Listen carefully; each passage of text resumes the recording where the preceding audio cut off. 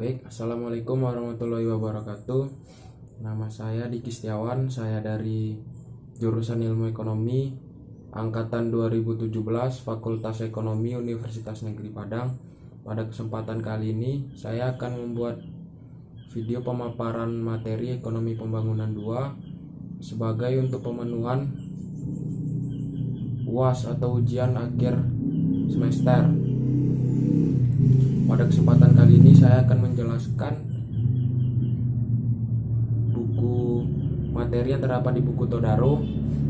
Yang pertama materi bab 12 yaitu teori perdagangan internasional dan strategi pembangunan.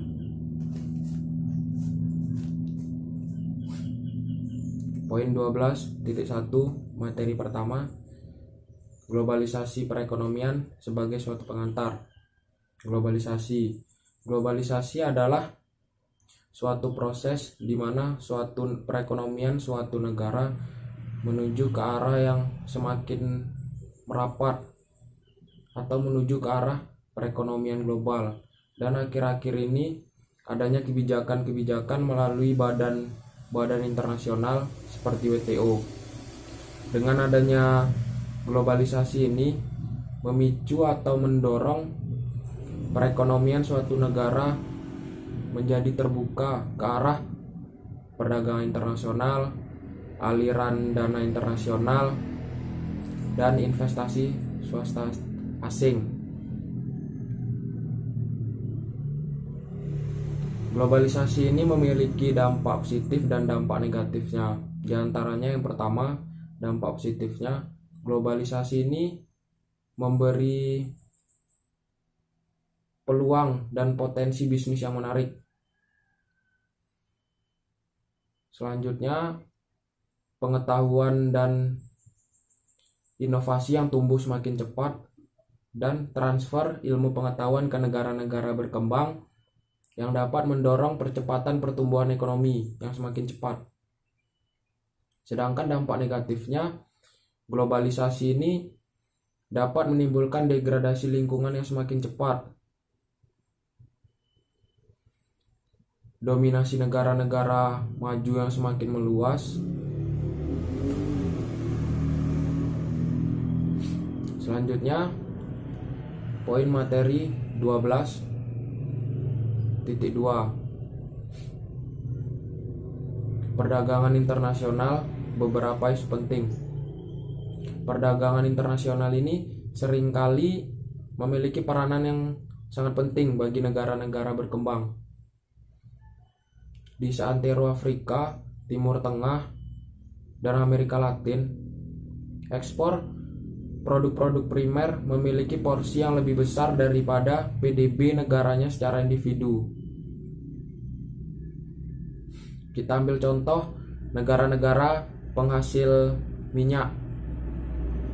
Penjualan produk minyak mentah dan produk olahannya ke berbagai negara di dunia memiliki porsi yang lebih dari 70% dari pendapatan negara mereka. Selain ketergantungan ekspor, negara-negara berkembang juga bergantung pada impor, seperti impor barang-barang modal, impor mesin-mesin, barang produsen intermediat, dan barang-barang konsumen lainnya. Sehingga perdagangan internasional ini lebih dibutuhkan, atau dengan kata lain negara berkembang ini lebih bergantung terhadap perdagangan internasional ini daripada negara-negara maju. Submateri yang pertama, elastisitas permintaan dan instabilitas pendapatan ekspor. Poin yang pertama, menurut kebanyakan penelitian statistik mengenai pola permintaan dunia terhadap kelompok komoditas yang berbeda, mengungkapkan bahwa elastisitas pendapatan terhadap permintaan komoditas primer relatif rendah. Artinya persentase kenaikan permintaan terhadap komoditas primer oleh para importir atau negara-negara kaya akan mengalami peningkatan yang lebih kecil daripada presentasi peningkatan GNI negara importir atau negara-negara kayak tadi. Namun untuk bahan bakar, bahan-bahan baku tertentu dan barang-barang manufaktur, elastisitas pendapatannya relatif tinggi. Rendahnya elastisitas pendapatan terhadap permintaan komoditas primer ini cenderung disebabkan karena harga komoditas primer yang cenderung terus mengalami penurunan dari waktu ke waktu. Poin yang kedua, elastisitas harga terhadap permintaan dan penawaran komoditas primer juga relatif rendah. Artinya, setiap pergeseran pada kurva permintaan dan kurva penawaran akan menyebabkan fluktuasi harga yang tajam dan bergejolak. Dari kedua fenomena elastisitas ini tadi, yang menyebabkan apa itu disebut dengan instabilitas pendapatan ekspor, di mana menyebabkan pertumbuhan ekonomi menjadi rendah dan tidak terduga. Submateri yang kedua, nilai tukar perdagangan dan hipotesis Prebissinger. Nilai tukar perdagangan. Nilai tukar perdagangan itu adalah rasio harga rata-rata ekspor suatu negara terhadap harga rata-rata impornya. Secara matematis dapat dituliskan PX per PM, di mana PX adalah indeks harga ekspor dan PM adalah indeks harga impor yang dihitung menggunakan tahun dasar yang sama. Misalnya dituliskan tahun 2005 sama dengan 100, berarti menggunakan tahun dasar 2005. Nilai tukar perdagangan suatu negara dinyatakan turun atau memburuk apabila PX per PM-nya turun, atau dengan kata lain apabila indeks harga rata-rata ekspornya mengalami penurunan secara relatif terhadap indeks harga rata-rata impornya, walaupun kedua-duanya sama-sama mengalami penurunan. Teori utama mengenai menurunnya nilai tukar komoditas dikenal dengan hipotesis Prebissinger, yang mengambil nama dari dua ekonom pembangunan yang meneliti tentang dampak-dampak negatif dari perdagangan internasional terhadap negara-negara berkembang pada tahun 1950-an. Mereka mengungkapkan bahwa akan selalu ada penurunan sekuler atau jangka panjang dari para eksportir terhadap komoditas primer karena adanya kombinasi antara rendahnya pendapatan dan elastisitas harga terhadap permintaan.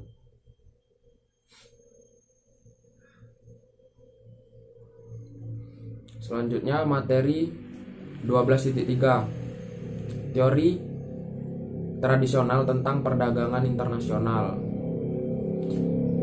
Teori tradisional, bila kita bicara tradisional, berarti perdagangan yang masih diterapkan waktu masih tradisional, yaitu transaksi barter atau transaksi barang dengan barang atau pertukaran barang dengan barang. Namun kali ini saya tidak akan membahas itu karena teori tradisional tentang perdagangan internasional yang dimaksud di sini adalah yang pertama, teori keunggulan komparatif. Keunggulan komparatif ini merupakan memproduksi suatu komoditas dengan biaya peluang atau oportunitas yang lebih rendah daripada alternatif lain yang dapat diproduksi. Sebenarnya keunggulan komparatif ini merupakan keunggulan bawaan atau anugerah sumber daya, sehingga nantinya surplus produksinya dapat diekspor untuk diperdagangkan dengan komoditas yang lebih cocok untuk diproduksi di negara lain. Dari adanya keunggulan komparatif inilah munculnya fenomena spesialisasi. Spesialisasi itu adalah konsentrasi sumber daya untuk memproduksi komoditas kecil, sejumlah komoditas kecil. Sehingga suatu negara akan berspesialisasi terhadap komoditas yang dapat memberikan keunggulan terbesar dari adanya spesialisasi ini. Contohnya, Jerman dapat memproduksi kamera, peralatan elektronik, dan mobil dengan biaya yang relatif lebih rendah daripada Kenya. Sedangkan Kenya dapat memproduksi produk-produk primer atau pertanian dengan biaya yang relatif rendah. Sehingga alangkah lebih menguntungkannya apabila Jerman untuk berspesialisasi terhadap barang-barang manufaktur, sehingga nantinya surplus produksinya dapat diekspor untuk diperdagangkan dengan komoditas pertanian dari Kenya. Namun sebenarnya Jerman dapat memproduksi kedua komoditas tadi, yaitu komoditas barang manufaktur dan komoditas primer atau pertanian, dengan biaya unit absolut yang lebih rendah daripada Kenya. Namun karena perbedaan biaya memproduksi komoditas manufaktur lebih besar daripada perbedaan untuk memproduksi komoditas primer atau pertanian, jadi alangkah lebih menguntungkannya apabila Jerman berspesialisasi untuk memproduksi barang-barang manufaktur yang nantinya surplus produksinya dapat diekspor untuk diperdagangkan dengan komoditas primer dari Kenya. Walaupun Kenya tidak memiliki keunggulan absolut terhadap Jerman, namun Kenya dapat terlibat dalam perdagangan internasional karena Kenya memiliki keunggulan komparatif akan spesialisasinya terhadap komoditas pertanian tadi. Sehingga karena adanya keunggulan komparatif inilah memicu perdagangan yang bermanfaat atau saling menguntungkan walaupun dengan mitra dagang yang paling timpang. Yang kedua, teori anugerah faktor relatif dan spesialisasi internasional model neoklasik.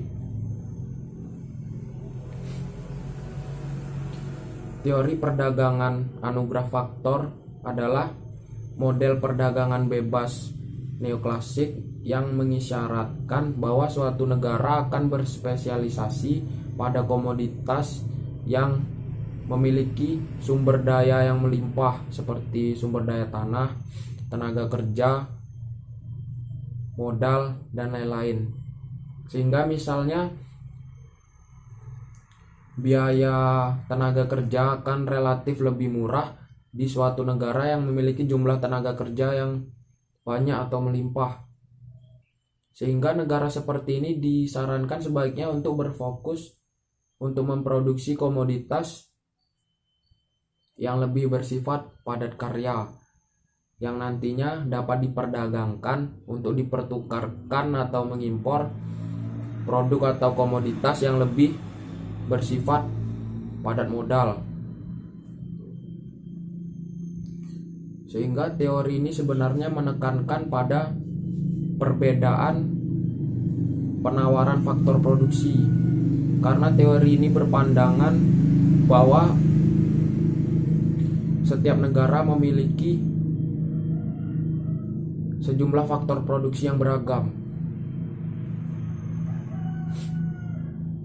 Selanjutnya materi poin 12.4, yaitu kritik terhadap teori perdagangan tradisional dalam konteks pengalaman negara-negara berkembang. Setidaknya ada 6 asumsi dasar teori perdagangan tradisional neoklasik yang perlu dicermati, karena pada kenyataan atau pengimplikasiannya tidak sesuai dengan fenomena yang terjadi di negara-negara berkembang. Namun pada kesempatan kali ini saya tidak akan menjelaskan 6 asumsi dasar itu dan kenyataannya bagaimana dengan yang terjadi di negara-negara berkembang, karena akan membutuhkan waktu yang panjang. Yang poin materi selanjutnya yaitu poin 12.5, teori perdagangan tradisional, strategi bagi pembangunan. Teori perdagangan tradisional bagi pembangunan, promosi ekspor versus substitusi impor. Yang pertama, promosi ekspor. Promosi ekspor berorientasi keluar dan hambatan perdagangannya.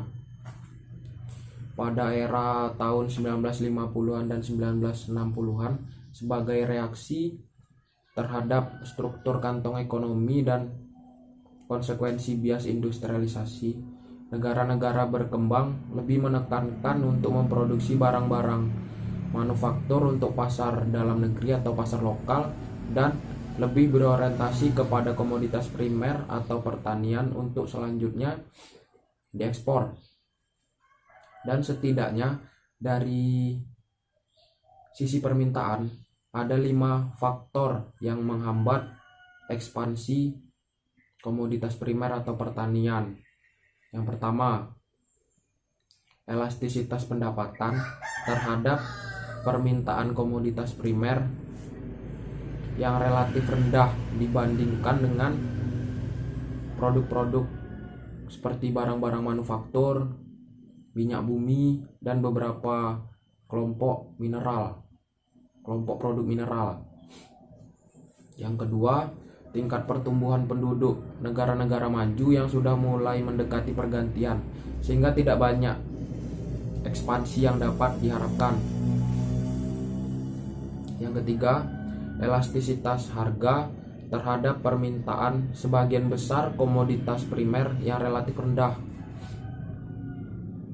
Selanjutnya yang keempat,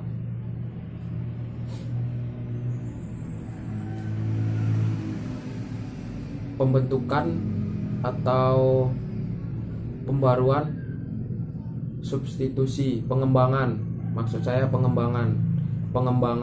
substitusi sintesis. Dan yang terakhir, yang kelima, karena adanya proteksi terhadap komoditas primer atau pertanian dari negara-negara maju. Lanjutnya submateri yang kedua, substitusi impor. Substitusi impor berorientasi keluar tetapi masih substitusi impor berorientasi ke dalam tetapi masih berorientasi keluar. Substitusi impor ini mengharuskan suatu negara untuk berusaha mengganti atau mencari substitusi komoditas impor. Strateginya dengan cara memberlakukan kebijakan tarif atau kuota, sehingga kebijakan tarif atau kuota ini terhadap sejumlah kelompok komoditas barang dan difokuskan untuk menciptakan industri lokal yang dapat memproduksi komoditas yang sama atau yang dapat dijadikan sebagai pengganti, seperti memproduksi komoditas seperti radio, televisi, peralatan elektronik, dan barang-barang manufaktur yang dapat dijadikan pengganti impor. Selanjutnya, materi dari bab 13, kebijakan neraca pembayaran, utang, krisis keuangan, dan stabilisasi. Neraca pembayaran ini adalah suatu ringkasan pernyataan transaksi keuangan dari suatu negara dengan dunia. Neraca pembayaran ini terdiri dari 3 komponen. Yang pertama, transaksi berjalan yang lebih berfokus pada ekspor dan impor barang dan jasa. pendapatan investasi,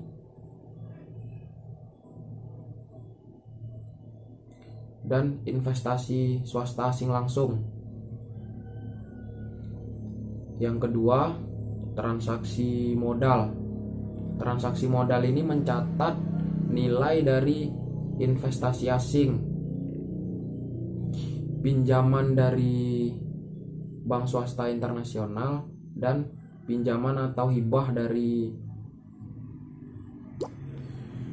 pemerintah asing.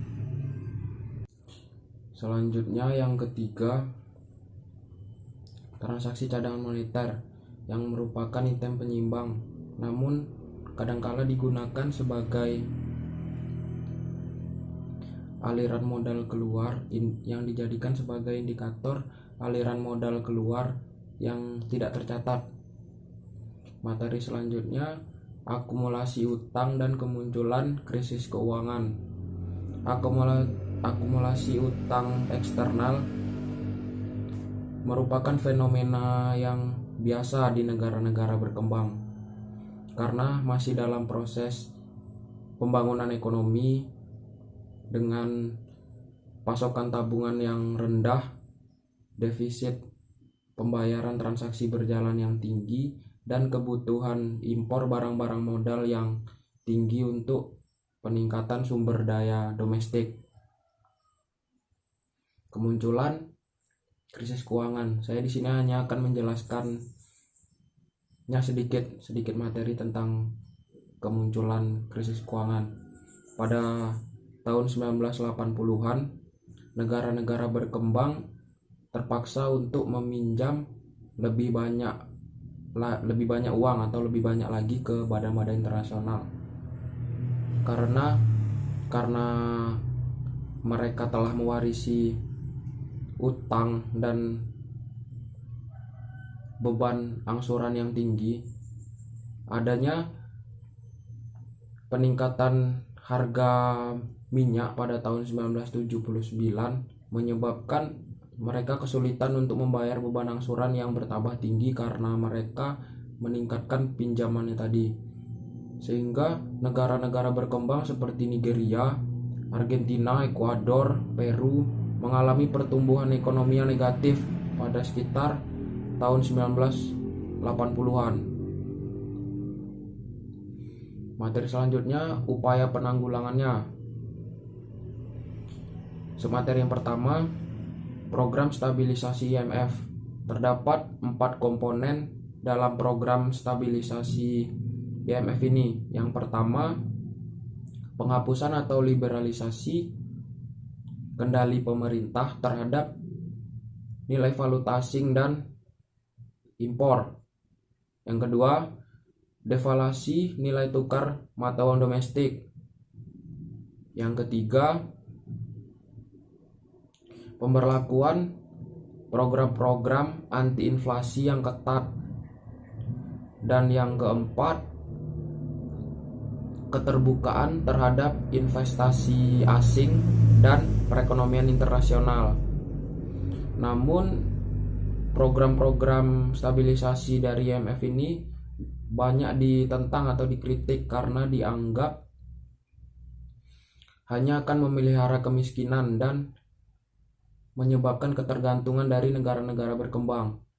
Seperti yang dikemukakan oleh Cheryl Payer, menyatakan bahwa program-program IMF ini hanya akan mendorong peningkatan pinjaman atau peningkatan ketergantungan negara-negara berkembang, sembari diperas dengan ancaman tidak akan memberi pinjaman dan program anti pembangunan. Materi selanjutnya, materi dari bab 14, keuangan, investasi, dan bantuan asing. Sini saya akan menjelaskan sedikit materi bab 14 ini.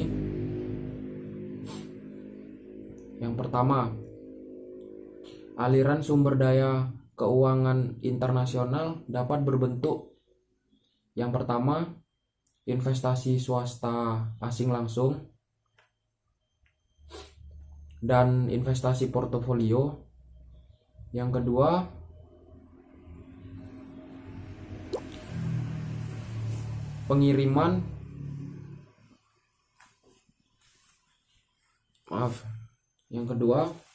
pengiriman dan pendapatan dari migran di luar negeri.